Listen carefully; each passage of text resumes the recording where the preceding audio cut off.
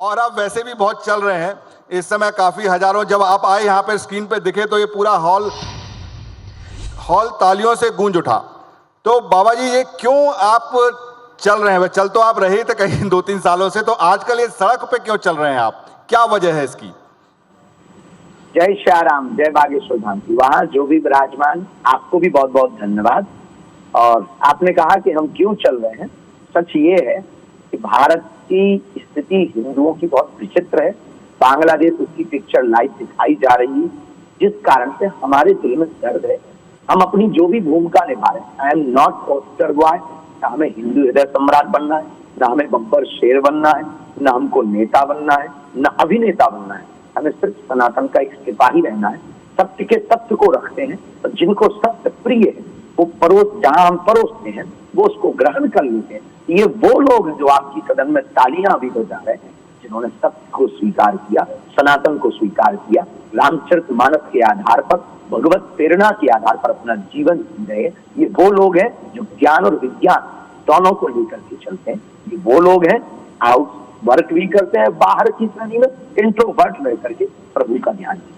लेकिन बाबा जी क्यों आपको ऐसा, बाबा आपको क्यों ऐसा लगता है बागेश्वर धाम जी की आपको ये जाति जो एकता की जो आप बात कर रहे हैं, तो आपकी इस एकता में क्या केवल हिंदुओं की एकता है कि जो बाकी जितने और भी वर्ग हमारे देश में मौजूद हैं उनके साथ की एकता की बात भी आप करते हैं? अभी पहले अपना ही तो घर संभाल लें, बाद में फिर दूसरों को देखेंगे। पहले अपना ही घर बिखरा हुआ है, हिंदुओं की पहले एकता हो जाए, फिर उनको आना हो तो घर बात की वो कर सकते हैं। क्योंकि इस देश में जो भी रहते हैं वो सब हिंदू, मुसलमान भी इस देश का कन्वर्टेड हिंदू, ईसाई भी इस देश का कन्वर्टेड हिंदू है। 6-7 पीढ़ी पहले वो अपना खोज कर लें तो उन्हें रामलाल और श्यामलाल, दादा परदादा मिल जाएंगे। तो पहले हम हिंदुओं को तो एक कर लें। हिंदुओं के अंदर ये जो घृणा का भाव है, जात पात का भाव है, भेदभाव का भाव है, ऊंच नीच का भाव है, जिस कारण मंचों पे नहीं चढ़ने देते, दलित दूल्हों को दलित कहकर के घोड़ों पे नहीं बैठने देते। हम इस देश में चाहते हैं हिंदू एक हो, सब हो और सब एक दिशा में लगे ताकि भारत विश्व गुरु। लेकिन बाबा जी हमारा जो संविधान कहता है वो धर्मनिरपेक्षता की बात करता है कि सारे धर्म जो हैं वो बराबर हैं। तो लेकिन आप केवल हिंदू की बात कर रहे हैं, लेकिन उसके साथ ही जब आप यात्रा करते हैं तो पहले तिरंगा फहराते हैं, राष्ट्रगान की बात करते हैं। तो ऐसा नहीं है, संविधान में तो आप मानते हैं, लेकिन तब आप कहते हैं कि नहीं, जब हिंदुओं को एक होना चाहिए। तो ये थोड़ा विरोधाभास नहीं है इसमें? धर्मनिरपेक्ष का कोई अर्थ नहीं होता। धर्म सापेक्ष राष्ट्र है। ये इसलिए है क्योंकि जिस संविधान के प्रथम पृष्ठ पर प्रभु श्री राम का चित्र अंकित हो, उससे ये सिद्ध होता है कि ये धर्म सापेक्ष राष्ट्र है।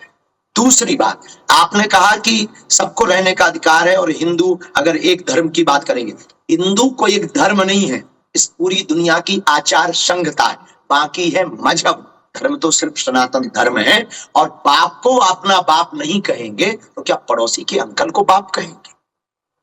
महाराज एक चीज और मैं जानना चाहता हूं कि जब आपने यात्रा शुरू की अचानक से, और तो ऐसा लगा कि इसके पीछे कोई एजेंडा है क्या? आरएसएस आपके सहयोग कर रहा है या कोई और शक्तियां हैं जो पीछे से आपको सहयोग कर रही हैं, कि केवल ये आपके मन में आया कि नहीं साहब हिंदुओं को एक करना चाहिए, इसको हिंदू राष्ट्र बनाना चाहिए, इसलिए आप यात्रा पर निकल पड़े? हिंदू राष्ट्र की पहल पर हम विगत 3-4 साल से तो मुखर होकर, और जब से कथा कर रहे हैं तब से हम बोल रहे हैं हिंदुत्व के लिए, सनातन के लिए, संस्कृति के लिए। अब हमें लगा कि चर्चा बहुत हो गई, अर्चा करनी चाहिए, करके बताना। बातों के बवाल तो सब लोग, ये बातें तो सिर्फ ताली पीटने के लिए और न्यूज में बने रहने के लिए, कुछ करके दिखाना पड़ेगा। इसलिए हमने पदयात्रा शुरू की। इसलिए उनके घर पे जाकर के भोजन कर रहे हैं जिनको इस समाज ने कहा कि ये बहुत पिछड़े हैं, नीच हैं। हमारी नजर में सब में राम है। जब हमारे राम सबरी के घर बेर खा सकते, विदुरानी के घर भगवान कृष्ण जा सकते, तो हम क्यों नहीं जा सकते? हिंदू एक क्यों नहीं हो सकते? मुसलमानों में भी जातियां हैं, ईसाई है, पठान है, सिया है, सुन्नी है, अंसारी है, लेकिन उनकी मजहब पर जब उंगली उठती है तो उससे मुसलमान। हिंदू, इस देश में कोई हिंदू की बात करने के लिए आगे आ ही नहीं रहा, सबके अंदर डर है। इसलिए हमने पदयात्रा शुरू की है।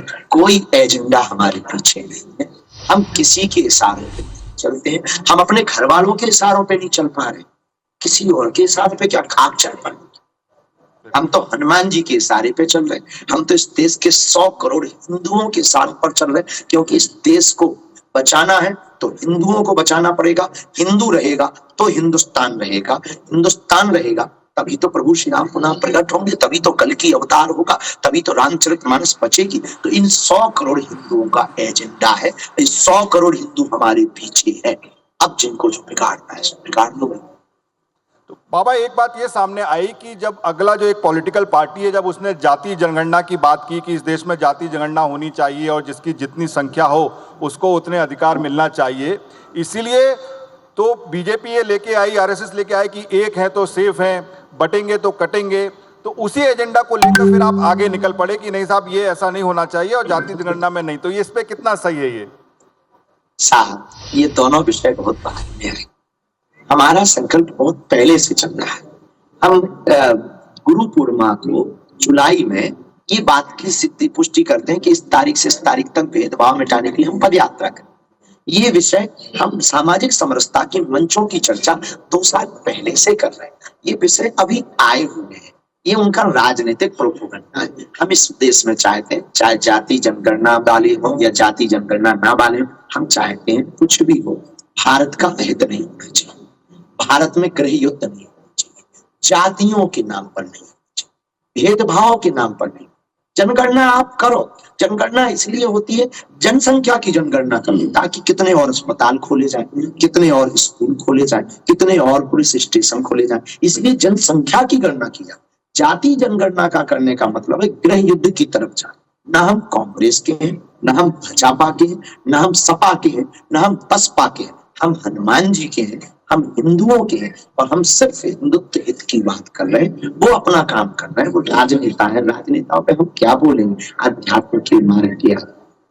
और ये लेकिन एक आरोप ये लगता है कि जिस तरीके के नारे आप बोलते हैं, आप यंग हैं एकदम, यहाँ पर देखिए बहुत तालियां बज रही हैं आपके उस पर कि तेल लगाकर डाबर का, नाम मिटा दो बाबर का, या चादर और फादर इनको हम नहीं मानना चाहिए। चादर फादर आपने कहा कि चादर मुसलमानों में चढ़ाई जाती है, फादर क्रिश्चियंस में होते हैं। तो इस तरीके के जो नारे आप लगाते हैं तो ये युवा लोगों को अट्रैक्ट करने के लगाते हैं कि ये सही में आपके ऊपर आरोप लगता है कि आप आपस में वो दोफाड़ करना चाहते हैं समाज में? अब आरोप तो साहब सब पे लगता है, पुलिस पे लगता है, मीडिया पे लगता है, आप पे भी लगता है। अब क्या करें?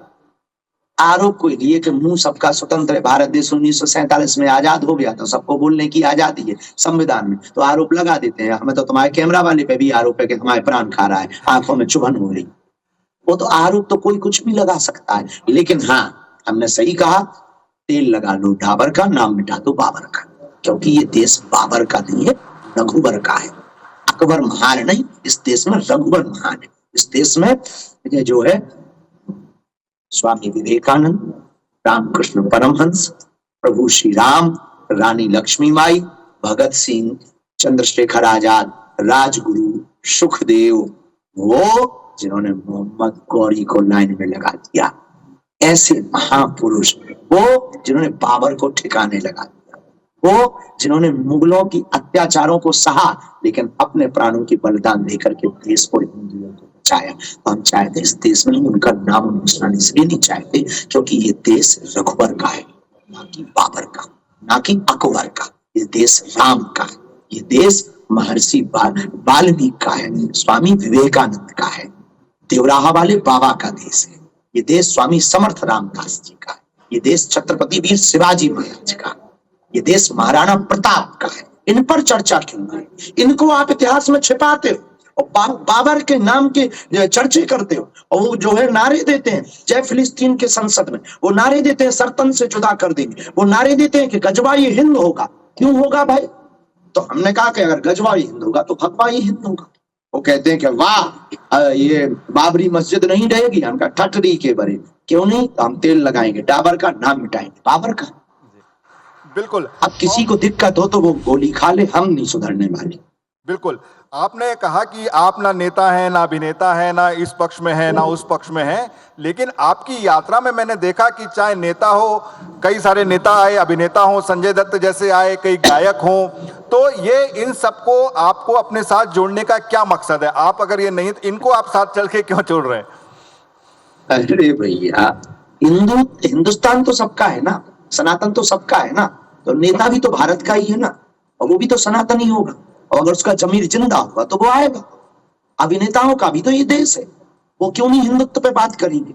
वो हमारे परिवार के सदस्य संजय दत्त जी हो या जो भी अभिनेता है, वो सब हमारे परिवार के सदस्य, वो सब सनातन के सदस्य हैं। तो सनातन के लिए अगर कोई उठ करके आ रहा है तो किसी को खुजली क्यों, और क्यों नहीं आनी चाहिए? जो नहीं आए उनको भी आना चाहिए।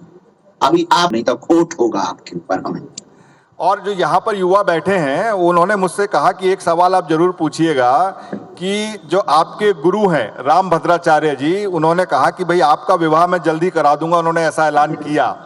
तो ये क्या आप अब कब विवाह करने वाले हैं, क्या आपके मन में चल रहा है? ये जरूर जानना चाहता है आज की युवा, खासकर लड़कियां जो यहाँ बैठी हैं। अब हमको कोई बढ़िया सी लड़की नहीं मिल रही है, हम क्या बता दें शादी के लिए? नहीं तो कैसी लड़की चाहिए आपके मन में, क्या है? मजाक कर रहे हैं, ये तो विनोद में बोल रहे हैं।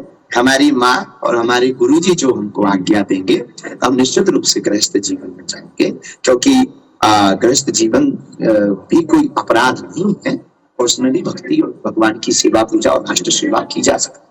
इस देश में बहुत से साधु ऐसे हैं जो गृहस्थ जीवन में रह करके भी अपनी अध्यात्म जीवन यात्रा को आगे बढ़ाए, चाहे वो कोई भी हो। तो माँ और गुरु की आज्ञा हम नहीं टालते। हमारे लिए वही सब, जितने युवा हैं उनसे कह दो भाई तैयारी रखो, जो आपके हॉल में बैठे रहो। अभी तो आज रसगुल्ला वही आपके कॉन्क्लेव का खाने में का भी खिलाए। महाराज जी, 2 सवाल और पूछूंगा, मुझे मालूम है आपको जल्दी है। एक तो आप जब आए मंच पर, भारत में मंच पर आप आए, जब इतने फेमस हुए, तो आप क्या की जो पर्ची निकाल के आप जनता को बताते थे कि भाई आप क्या हो और क्या कर सकते हो। इस यात्रा से पहले आपने देश के लिए कोई पर्ची निकाली कि उसमें क्या है इस देश का भविष्य, और आप कैसा देश देखना चाहते हैं? उस पर्ची में क्या निकला? पर्ची निकाल करके ही हमने यात्रा की। पर्ची में यही आया था कि देश के युद्ध की तरफ चल रहे, देश में बहुत विघटन, देश बढ़ रहा है। पर्ची का चमत्कार सिर्फ उसके लिए है कि हली उल्लाह वालों के चक्कर में, बाकी हमारा उद्देश्य सिर्फ राष्ट्र है, हमारा उद्देश्य सिर्फ हिंदुत्व का है, हमारा उद्देश्य देश को बचाने का है, हमारा उद्देश्य सिर्फ इस देश के हिंदुओं को जगाने का। हम सिर्फ जगाने आए, नफरत फैलाने आए ना, हम किसी को मारने आए। हम तलवारों की लड़ाई पर भरोसा नहीं करते, विचारों की लड़ाई पर भरोसा करते। तो पर्ची ही ये कह रही है, देश की स्थिति बता रही है। बहराइच की घटना, नून की घटना, मेवात की घटना, मणिपुर की घटना, कोलकाता की वो डॉक्टर बेटी की घटना, श्रद्धा के 35 टुकड़े, कन्हैयालाल दर्जी की राजस्थान की घटना, वो अभी बता रही रामचरितमानस का उत्तर प्रदेश में भर चौराहे पर चलना, ये सब बता रहा है। और फिर भी चुप है, फिर भी वो सेक्युलर बनने की, फिर भी वो कहता है नहीं नहीं सब ठीक है। बांग्लादेश में देख लो पिक्चर, वहां ना कोई ब्राह्मण पूछता, ना छत्री, ना वैश्य, ना शूद्र, सीधे ठोके जा रहे। भारत में भी बहुत जल्दी लाइट एक नहीं। बस इसी के लिए तो हम सड़कों पर, हमें ना नेता बनना, ना हमें किसी पार्टी को वोट देना, हमें सिर्फ इस देश के युवाओं को जगाना है कि आप इतने तो अलर्ट हो कि कोई आपके घर पे पथराव न करे। कल उन्होंने संभल में कानून पे पथराव किया, कानून पर पथराव किया, कल तुम्हारे ऊपर पथराव करेंगे। ना आपकी मीडिया रहेगी, अब बुरा मत मानना, ना इस देश में फिर अफसर बचेगा, ना इस देश में सिंधी बचेंगे, ना जैन बचेंगे, ना सिख बचेंगे, ना हिंदू बचेंगे। केवल अगर वो आ गए सिर्फ वही रहेंगे, या तो उनकी आपको उनके धर्म को मजहब को स्वीकार करना पड़ेगा, ये देश छोड़।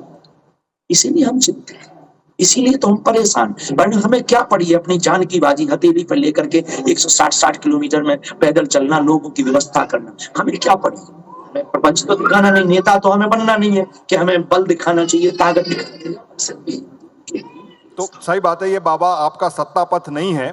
तो आखिरी मेरा सवाल ये है कि अब आपकी आगे की क्या योजना है, क्योंकि आप कथा वगैरह भी करते हैं, उसमें व्यस्त रहते हैं, तो किस तरीके से आपकी आगे की योजना, ये यात्रा क्या पूरे देश में ले जाएंगे कि मध्य प्रदेश में ये केवल अंतिम चरण था?